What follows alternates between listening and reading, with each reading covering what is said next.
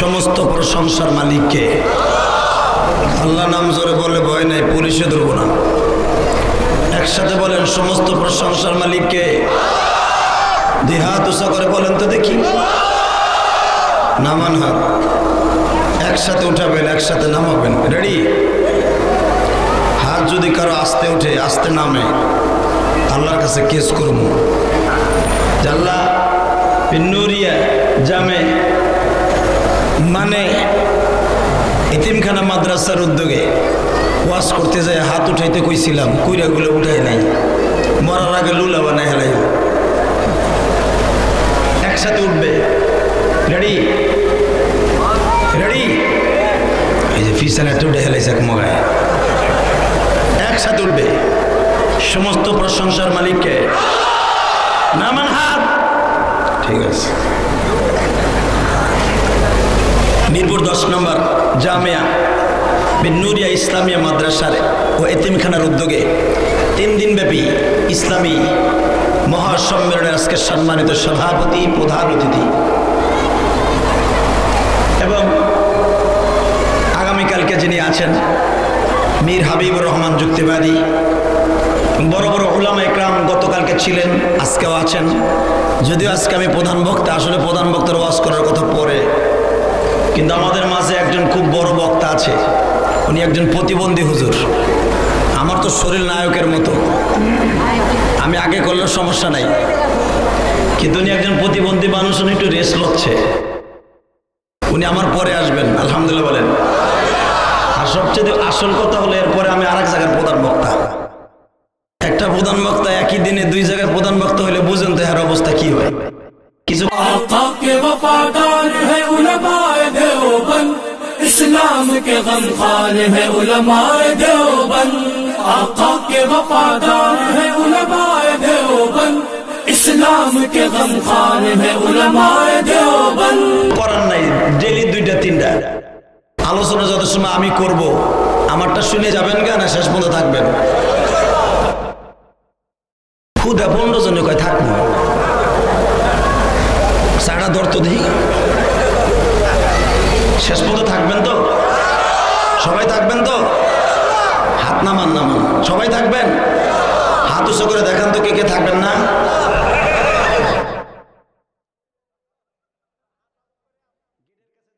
আছেন 2টা পাও ধরছি। এই মগা যুবক, ওয়াজ শোনার যদি নিয়ত থেকে থেকে প্যান্ডেলে ঢুকে পারো, তুমি জীবনে যা চাইবা আল্লাহ তাই দিব। এই যুবক, আমি তোমাকে অত্যন্ত ভালোবেসে বলছি, 26শে মার্চ এই বিজয় দিবসের মাস, তাই না?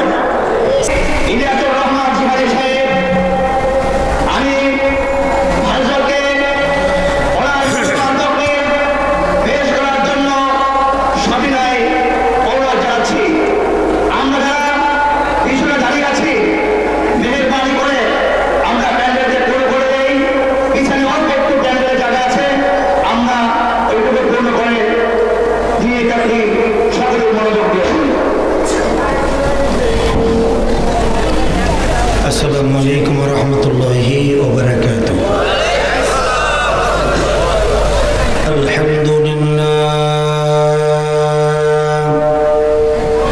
আলহামদুলিল্লাহ নাহমাদুহু ওয়া নাস্তাঈনুহু ওয়া নাস্তাগফিরুহু ওয়া নু'মিনু বিহি ওয়া নাতাওয়াক্কালু আলাইহি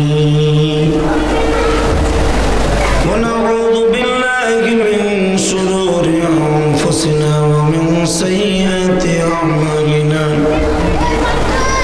من يهده الله فلا مضل له ومن يضلله فلا هادي له الذي أرسل رسوله بالهدى ودين الحق ليظهره على الدين كله وكفى بالله شهيدا. أما بعد فقد قال الله تبارك وتعالى فأعوذ بالله من الشيطان الرجيم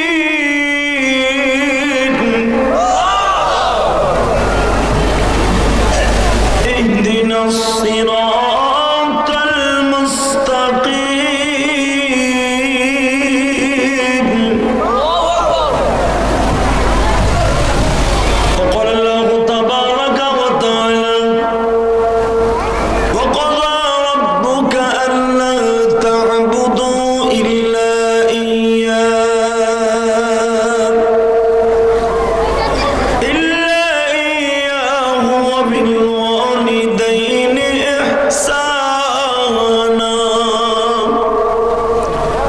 إن الله وملائكته يصلون على النبي يا أيها الذين آمنوا صلوا عليه وسلموا تسليما لا إله إلا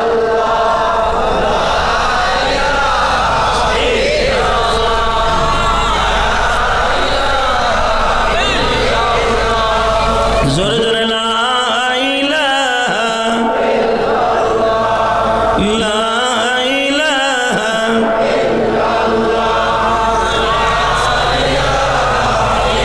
لا إله إلا الله محمد رسول الله صلى الله عليه وسلم সমস্ত প্রশংসার মালিককে আল্লাহ নাম জোরে বলে ভয় নাই পুলিশে ধরবো না একসাথে বলেন সমস্ত প্রশংসার মালিককে দুই হাত উঁচা করে বলেন তো দেখি নামান হাত একসাথে উঠাবেন একসাথে নামাবেন রেডি হাত যদি কারো আস্তে উঠে আস্তে নামে আল্লাহর কাছে কেস করবো যে আল্লাহ নুরিয়া জামে মানে এতিমখানা মাদ্রাসার উদ্যোগে ওয়াজ করতে যায় হাত উঠাইতে কইছিলাম কুইরাগুলো উঠাই নাই মরার আগে লুলা বানায় হেলাই একসাথে উঠবে রেডি রেডি এই যে ফিসানা উঠে হেলাইছে মগায় একসাথে উঠবে সমস্ত প্রশংসার মালিককে নামান হাত ঠিক আছে মিরপুর 10 নম্বর জামিয়া নুরিয়া ইসলামিয়া মাদ্রাসার ও এতিমখানার উদ্যোগে 3 দিনব্যাপী ইসলামী মহাসম্মেলনের আজকে সম্মানিত সভাপতি প্রধান অতিথি এবং আগামীকালকে যিনি আছেন মীর হাবিবুর রহমান যুক্তিবাদী বড় বড় উলামা ইকরাম গতকালকে ছিলেন আজকেও আছেন যদিও আজকে আমি প্রধান বক্তা আসলে প্রধান বক্তার ওয়াজ করার কথা পরে কিন্তু আমাদের মাঝে একজন খুব বড় বক্তা আছে উনি একজন প্রতিবন্ধী হুজুর আমার তো শরীর নায়কের মতো আমি আগে করলে সমস্যা নাই কিন্তু উনি একজন প্রতিবন্ধী মানুষ উনি একটু রেস্ট লচ্ছে উনি আমার পরে আসবেন আলহামদুলিল্লাহ বলেন আর সবচেয়ে আসল কথা হলো এরপরে আমি আরেক জায়গার প্রধান বক্তা একটা প্রধান বক্তা একই দিনে 2 জায়গার প্রধান বক্তা হলে বুঝেন তো এর অবস্থা কি হয় কিছু করার নাই ডেলি 2টা 3টা আলোচনা যত সময় আমি করব আমারটা শুনে যাবেন গা না শেষ পর্যন্ত থাকবেন খুদা 15 জনে কয় থাকবো সাড়া ধরতো দিই শেষ পর্যন্ত থাকবেন তো সবাই থাকবেন তো হাত নামান নামান সবাই থাকবেন হাত উঁচু করে দেখান তো কে কে থাকবেন না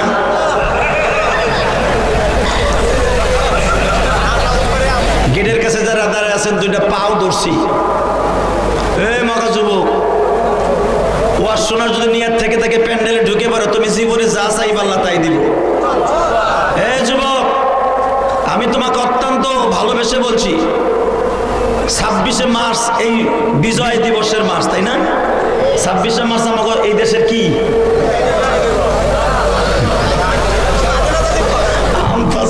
বিজয় দিবস বিজয় দিবস গেছে 16ই ডিসেম্বর দেখেন নাই হ্যাঁ 16ই ডিসেম্বর জুমার দিন গেছে আমরা মাশাআল্লাহ মসজিদে খুতবা দেই আর আইয়ুব বাসু গান গান স্বাধীনতায় আমার ভাগ্য আকাশে রঙিন গোলাপ ফুল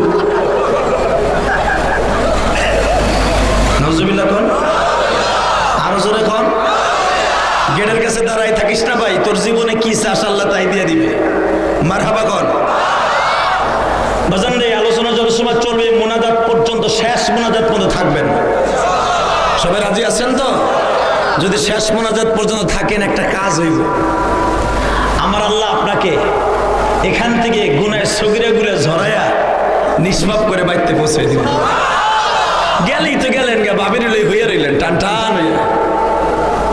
কালকে তোর অফিস নাই, যারা অফিস আদালতে কাজ করেন হ্যাঁ তোর অফিস নাই, কালকে সারা দিন গলা ধরে হয়ে থাকে। আজকে অন্তত রাত শেষ করে যাবেন হিংসা হিংসা। এ যুবক, তোমরা যারা প্রেম প্রীতি করো তো গো তো কালকে কোনো ইবাদত নাই, বন্ধর দিন, স্কুল কলেজ নাই, তোরাও বয়, পরের দিন কাজ আদায় করিস। মারহাবা কর। বাজান রে, আমি আপনাদের দুটা পাও ধরে হাত ধরে বলছি, এই বিন্নুরিয়া মাদ্রাসায় এতিমখানার উদ্যোগে এই 3 দিন ব্যাপী তাফসীরুল কোরআন মাহফিলে মহাসম্মেলনে এই সমস্ত উলামা ইকরামের চেহারা,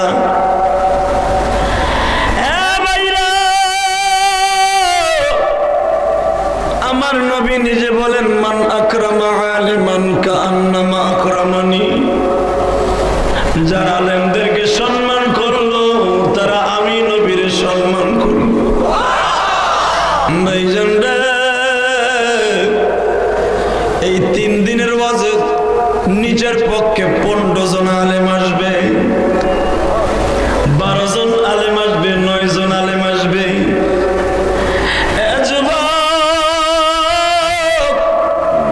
কোন আমলের ওই আলেম মাপ পাবে আমি জানি না, তুমিও জানো না, কিন্তু যে আলেমের কথা শুনিয়া তোমার চোখে পানি আসছিল, তোমার জীবনের গুনাহ মাফ হয়েছিল, ওই আলেম যদি জান্নাতে যায় গো বাজান আপনারে রাইখে যাইব না।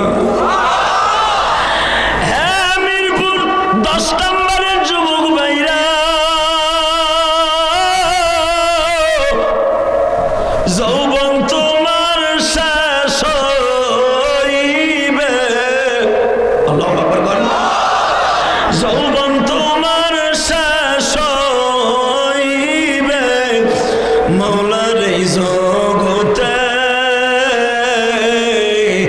খালি হাতে যাইবা তুমি অন্ধ। আল্লাহ মাহফিলকে কবুল করো। মাহফিল শুরুতে তোমার কত পাগল কান্দে, হয়তো নেকের মার কথা মনে পড়ে গেছে, বাবার কথা মনে পড়ে গেছে। দোস্ত, এই জন্য আমার আল্লাহ কোরআনে স্পেশালিস্ট মা বাবার সামনে একটা আয়াত নাযিল করেছে। আল্লাহু আকবার জোরে বলেন, ওয়া কাযা রাব্বুকা আল্লা তা'বুদু ইল্লা ইয়্যাহু ওয়া বিল ওয়ালিদাইনি ইহসানা। আল্লাহু আকবার। ইবাদত হবে একমাত্র আমি মাবুদের।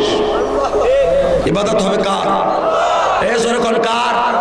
জোরসে বলো কার? ইবাদত কার হবে? মুসলমানের বলে আসতে বলে না, ইবাদত কার জন্য? না বাবার জন্য? জোরে বলো কার জন্য? বাংলার জমিনে অনেক বন্ধ আছে, বাংলার জমিনে অনেক মুরুখ আলেম আছে। আজকে বাবাও পীর আসলে সবই বন্ডামির কারণে হাজার হাজার মানুষকে জাহান্নামের খাতায় দিচ্ছে। তার ভিতরে 1 নাম্বার দাওয়াত লাগি, যেই দাওয়াত লাগি এখন মরতে বসে বাংলার জমিনে যারা অসল মানুষদেরকে সিজদায় উপক্রম করিয়া আল্লাহর পরিবর্তে সে সিজদা দিচ্ছে। এই সমস্ত বর্ণগুলোকে জুতা দিয়ে পিটাইতে কে রাজি আসো? আল্লাহ কাছে হাত দেখায়।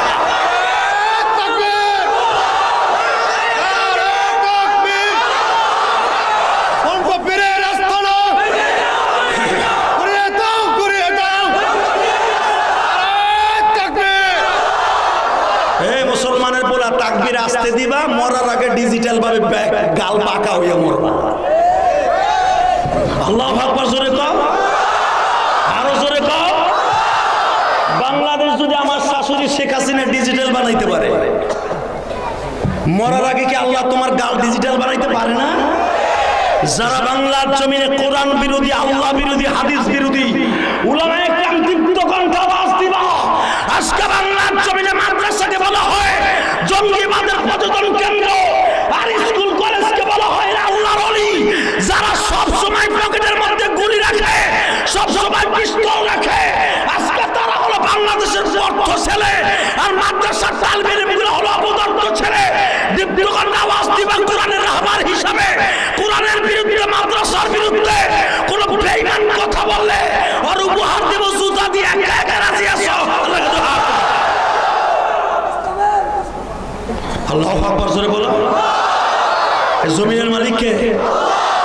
আমার মালিককে একটা আওয়াজ দিবা কোরআনের পক্ষে যারা কথা বলবে কোরআনের প্রতি যারা আমল করবে তারাই আল্লাহর সবচেয়ে মনোনীত বান্দা ঠিক না ঠিক আজকে মাদ্রাসার তালবে ইলম হয়ে গেছে জিএমবি আর সোনার ছেলেরা কলেজে পড়ে খাড়াইয়া মুইতে অল্পটা করে এগুলো আল্লাহর ওলি মুইতে আসতে দুইটা বাড়ি দেয় হয় 24 ঘন্টার ভিতরে 24 ঘন্টার ভিতরে 23.5 ঘন্টা শরীর থাকে না পা ঠিক না বা ঠিক এরা হয়ে গেছে বুজুর্গ আর আমরা হইছি বেজির মুসলমানের পোলা মনে রাখো আলেম ওলামাকে যদি কেউ একবার খারাপ নজরে দেখে ও বেঈমান হয়ে যাবে ঠিক না বা ঠিক জোরে বলেন না কেন সময় নাই চা খাইলে মারহাবা কোন এক জায়গায় চা খাইতে গেছি এক চাচা কয় আমাকে তুই চা খানে আল্লাহ মাহফিলকে কবুল করো মাহফিল শুরুতে তোমার কত পাগল কান্দে হয়তো নেকের মার কথা মনে পড়ে গেছে বাবার কথা মনে পড়ে গেছে এই দোস্ত এই জন্য আমার আল্লাহ কোরআনে স্পেশালিস্ট মা বাবার সামনে একটা আয়াত নাযিল করেছে আল্লাহু আকবার জোরে বলেন ওয়া কাযা রাব্বুকা আল্লা তা'বুদু ইল্লা ইয়্যাহু ওয়া বিল ওয়ালিদাইনি ইহসানা আল্লাহু আকবার ইবাদত হবে একমাত্র আমি মাবুদের ইবাদত হবে কার এই জোরে কোন কার জোরসে বলো কার ইবাদত কার হবে এ মুসলমানের পোলা আসতে বলে না ইবাদত কার জন্য না বাবার জন্য জোরে বলো কার জন্য বাংলার জমিনে অনেক বন্ধু আছে বাংলার জমিনে অনেক মূর্খ আলেম আছে আজকে বাবাও পীর আসিলের সবই বন্ডামির কারণে হাজার হাজার মানুষকে জাহান্নামের খাতায় দিচ্ছে তার ভিতরে এক নাম্বার দাওয়াত লাগি যেই দাওয়াত লাগি এখন মরতে বসে বাংলার জমিনে যারা সকল মানুষদেরকে সিজদায় উপক্রম করিয়া আল্লাহর পরিবর্তে সে সিজদা নিচ্ছে এই সমস্ত বর্ণগুলোকে জুতা দিয়ে পিটাইতে কে রাজি আছো আল্লাহকে তো হাত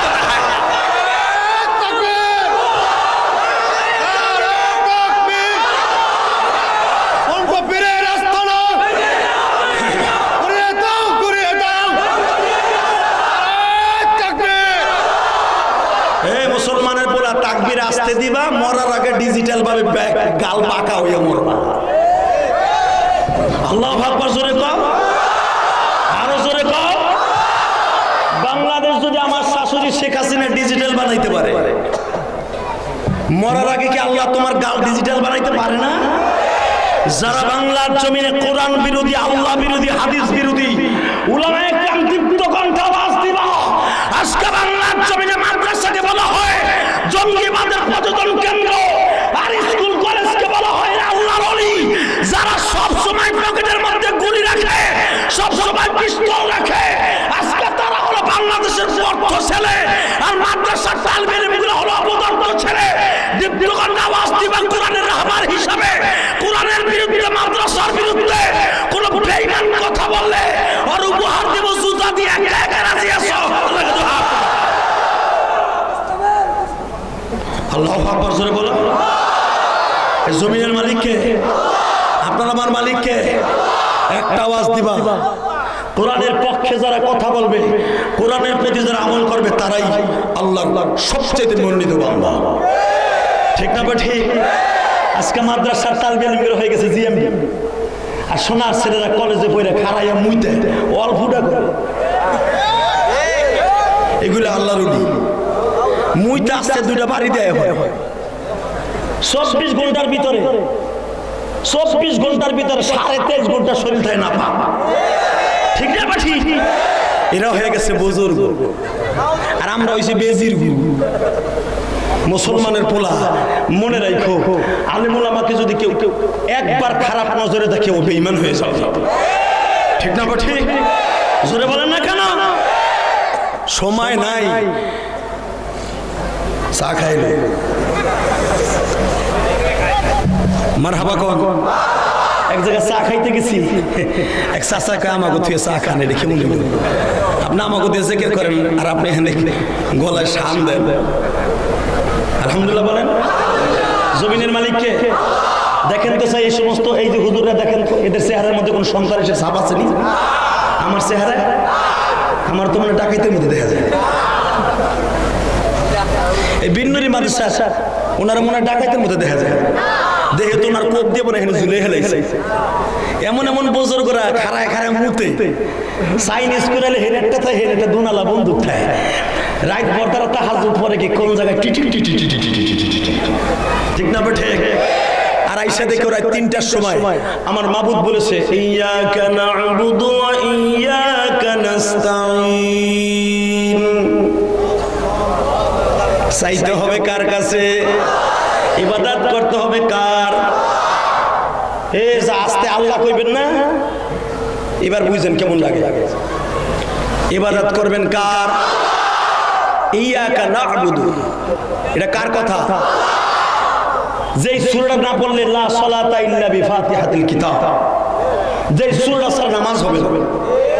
মারহাবা কোন, আরো জোরে কোন, আরো জোরে কোন।